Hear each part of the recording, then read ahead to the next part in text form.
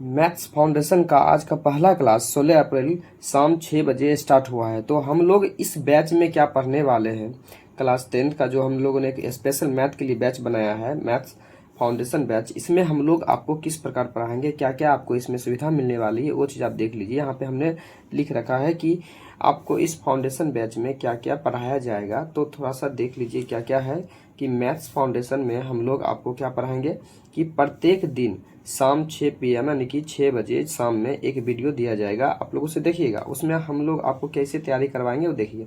NCERT जो आपका book चलता है बिहार बोर्ड का, या हर एक स्टेट में एनसीईआरटी ही चलता है, ठीक है। तो आप लोग यहाँ देखिएगा, हम इसमें क्या करवाने वाले हैं आपको, एक्सरसाइज सॉल्यूशन जो होता है, एक्सरसाइज प्रश्नावली जो उसमें होता है वो हम लोग आपको करवाएंगे, ठीक है। साथ ही साथ क्या है, उसमें जो उदाहरण दिया होता है एनसीईआरटी बुक में, उसको भी हम लोग करवाएंगे। और तो और सभी चैप्टर का जो होता है कॉन्सेप्ट एकदम बेसिक से समझाया जाएगा आप लोगों को। अब अगला जो है देख लीजिए क्या है, प्रत्येक अध्याय से ऑब्जेक्टिव, शॉर्ट क्वेश्चन और लॉन्ग क्वेश्चन आंसर आपको करवाया जाएगा। अब आगे देखिए क्या है, क्वेश्चन बैंक की जो तैयारी है एकदम बेहतर तरीका से 2011 से लेकर के 2026 तक आपका करवाया जाएगा। अगला जो है वो मॉडल पेपर जो करवाया जाता है ना, कि जो मॉडल पेपर बिहार बोर्ड की ओर से लास्ट में दिसंबर में जो जारी किया जाता है उसका भी सोल्यूशन करवाया जाएगा इसी चैनल पे। आगे देखिए क्वेश्चन बैंक यानी बीबीडी हो गया एवं अन्य सभी जो प्रकाशन निकलते हैं ना, उसका एकदम निचोड़ आपको दिया जाएगा, ठीक है। आगे देखिए और क्या क्या है इसमें, और देखिए इसमें हम लोग आपको सजेशन भी देंगे। जब एग्जाम होगा, आपको एग्जाम से पहले हम लोग आपको सजेशन देंगे 2 नंबर के लिए, 5 नंबर के लिए, जो आपके एकदम एग्जाम में डायरेक्ट लड़ेगा, वो बोला हम लोग का सजेशन भी देगा। और देखिए कि मैथ में 100 में 100 कैसे लाए, ये हम आपको पूरा रणनीति तैयार करवाएंगे, किस प्रकार कि हम लोग कैसे पढ़े कि हमको मैथ में 100 में 100 आ जाए, या फिर अन्य विषय में भी। देखिए पढ़ाई का स्मार्ट तरीका क्या है वो भी हम लोग बतलाएंगे आपको। फॉर्मूला सीट जो चैप्टर बाय चैप्टर होता है, एकदम चैप्टर बाय चैप्टर का फॉर्मूला सीट बनाना, वो भी हम लोग आपको सिखाएंगे इसी में। टॉपर बनने का एकदम सही रणनीति बतलाएंगे इसी में हम लोग आपको। फुल गाइडेंस आपको एनआरएस क्लासेस की ओर से दिया जाएगा। तो आप लोग जरूर जो है एनआरएस क्लासेस को सब्सक्राइब कर ले। और देखिए आपको हर एक जो वीडियो है शाम के 6 बजे अपलोड कर दिया जाएगा। तो आज का पहला क्लास था, इसमें हम लोगों ने आपको बतलाया कि इस बैच की मुख्य विशेषता क्या होने वाली है। तो बिना देरी किए आज के पहले क्लास को शुरू करते हैं। तो हम इस क्लास को छोटा ही रखने वाले हैं और इसमें हम लोग आपको सिखाएंगे संख्याओं के बारे में। तो संख्याओं का जो कुछ परिभाषा है उसके बारे में हम लोग आज आपको बतला देते हैं, और नेक्स्ट वीडियो में आपको हम लोग यूक्लिड विभाजन प्रमेय जो होता है उसके बारे में बतलाएंगे, ठीक है। पहला चैप्टर है हम लोग का मैथ का वास्तविक संख्या है। तो इसमें जो संख्या है उनके बारे में हम लोग जान लेते हैं। तो हम पहले ही लिख लिए हैं, तो आप लोग इसे क्या करिएगा, लिख करके थोड़ा याद कर लीजिएगा। उसके बाद जो इसमें जो कॉन्सेप्ट है हम उसको विथ एग्जाम्पल के साथ और अपने अनुसार जो होता है, कुछ आसान एग्जाम्पल, कुछ भारी एग्जाम्पल करा करके आपको समझाएंगे। तो देखिए हम जो अभी संख्या के बारे में आज पढ़ाने वाले हैं, तो उसमें हम लोगों ने रखे यहाँ पहले अंक। क्या होता है अंक, कि अंक यानी डिजिट, संख्या के इकाई को अंक कहते हैं। कुल अंकों की संख्या कितनी है, 10 है। जैसे देखिए 0 1 2 3 4 5 6 7 8 9 क्या है, अंक है। अंक से ही क्या बनता है, संख्या बनता है। तो अगला जो है वो क्या है, संख्या। तो संख्या ने नंबर्स क्या होता है, 2 या 2 से अधिक अंकों के सम्मिलित रूप को संख्या कहते हैं। यानी कि इसी अंक को जब मिलाएंगे तभी क्या बनेगा, संख्या बनेगा। और संख्या की जो संख्या है कि इसको जब गिनेंगे तो कितना होते हैं, अनंत होते हैं, इसलिए इसे गिन नहीं सकते हैं। तो कुल संख्या कितना है, अनंत है। 10 से अब जहां तक इसको ले जाइए कितना हो जाएगा, वो अनंत है। इस सभी क्या हो जाएगा, संख्या हो जाएगा। आगे देखिए इसमें है प्राकृत संख्या। क्या है, प्राकृत संख्या, नेचुरल नंबर्स क्या होता है। तो गिनती की संख्या को प्राकृत संख्या कहते हैं। प्राकृत संख्या को कैपिटल एन से सूचित किया जाता है, जैसे 1 2 3 4 5 6, यहाँ से इनफिनिट तक जाएगा, ठीक है। तो ये सबसे छोटी प्राकृत संख्या, छोटी मतलब ऐसे समझिए कि प्राकृत संख्या शुरू कहाँ से होती है, 1 से, इसलिए छोटी जाएगी कहाँ तक बताइए, अनंत जाएगा, इसलिए इसका बड़ी संख्या होगा अनंत। तो सबसे छोटी जो प्राकृत संख्या है क्या हो जाएगा, 1 हो जाएगा, और सबसे बड़ी प्राकृत संख्या अनंत हो जाएगा। 5 लगातार प्राकृत संख्या, तो यहाँ से आप शुरू करिए, 5 लगातार प्राकृत संख्या लिखित कहाँ से, 1 2 3 4 5, तो 1 2 3 4 5।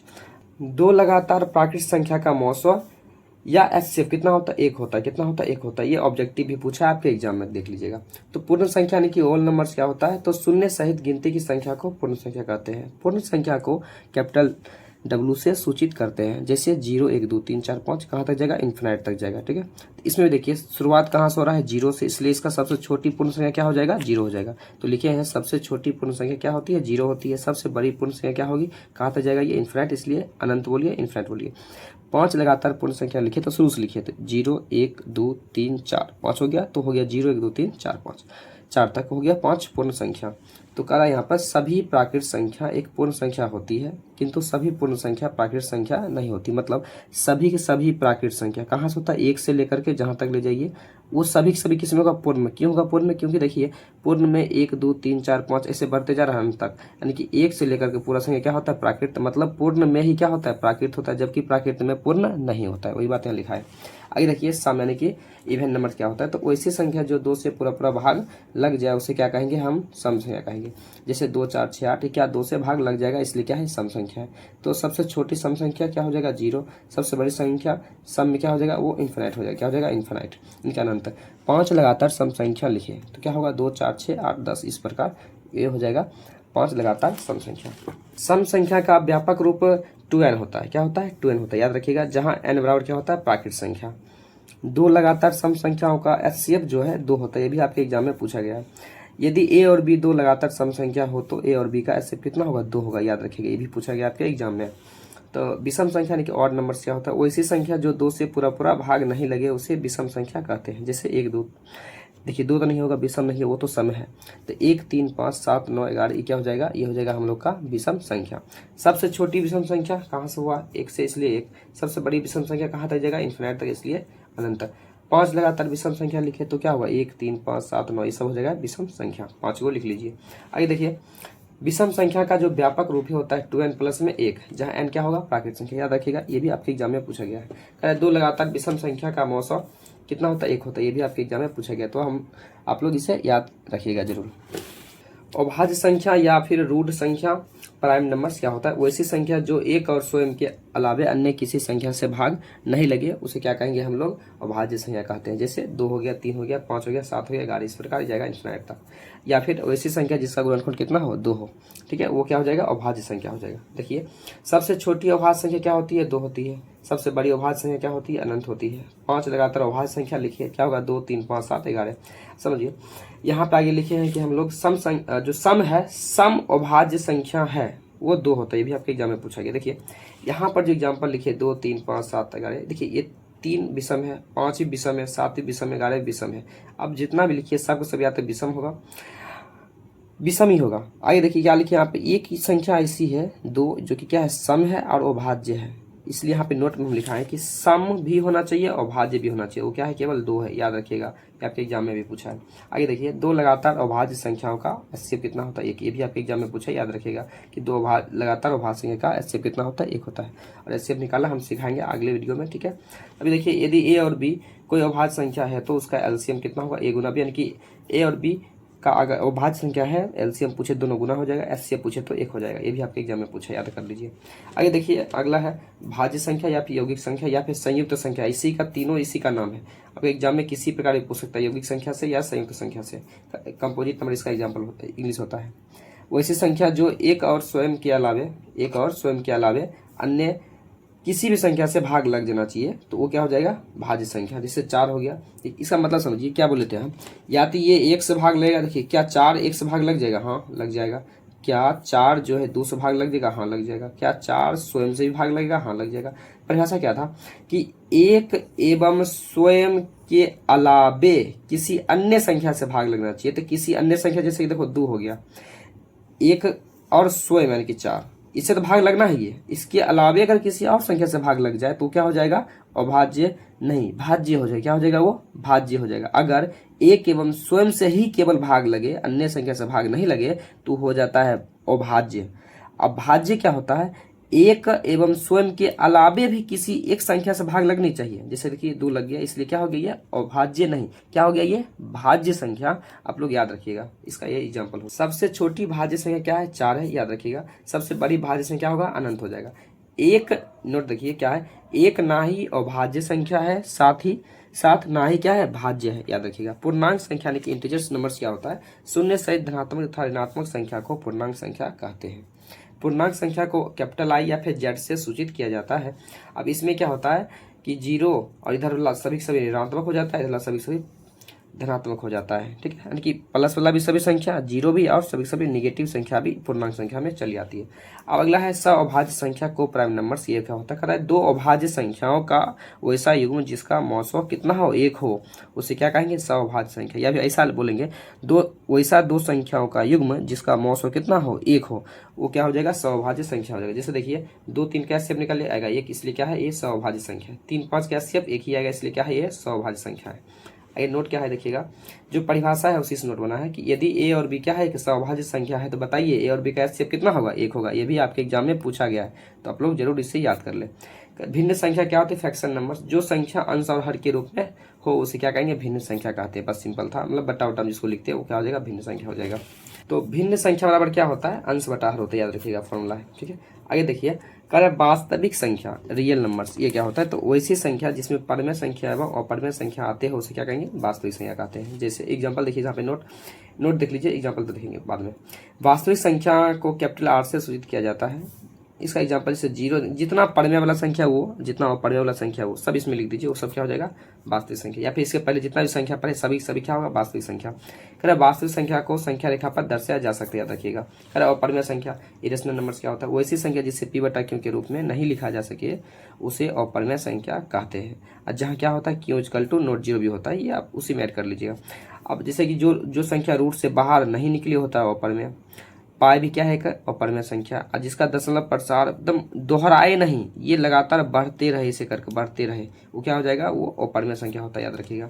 अगला क्या नोट में लिखा दिया कि पाई को परमेय संख्या है 22/7, जबकि इसका मान क्या है, वो परमेय संख्या है। कह रहा है सभी अपरमेय संख्या एक वास्तविक संख्या है। क्यों, क्योंकि सभी अपरमेय संख्या वास्तविक में है, इसलिए सभी अपरमेय संख्या एक वास्तविक संख्या है, किंतु सभी वास्तविक संख्या एक अपरमेय संख्या नहीं होता है। अगला है परमेय संख्या, रेशनल नंबर क्या है, वैसी संख्या जिससे पी बटा क्यू के रूप में लिखा जा सके तथा Q equal to not zero हो तो उसे क्या कहेंगे, परमेय संख्या कहेंगे। नोट देखिए, परमेय संख्या को क्यों से सूचित किया जाता है, जैसे देखो 0 1 ये सब बट्टा उट्टा माइनस वाला में भी, दशमलव वाला भी क्या होता है, परमेय संख्या होता है। और तो और रेकरिंग वाले भी जो भी होते हैं वो क्या होते हैं, परमेय संख्या होते हैं। तो ये सभी हो जाएगा परमेय संख्या। नोट देखिएगा कि 0 1 क्या है, परमेय संख्या, याद रखिएगा। 22/7 एक क्या है, परमेय संख्या है। दो परमेय संख्या के बीच अनंत परमेय संख्या होती है, ये भी याद रखिएगा। उसी प्रकार दो अपरमेय संख्या के बीच भी अनंत अपरमेय संख्या होती है, ये आप लोग 9th में पढ़े होंगे।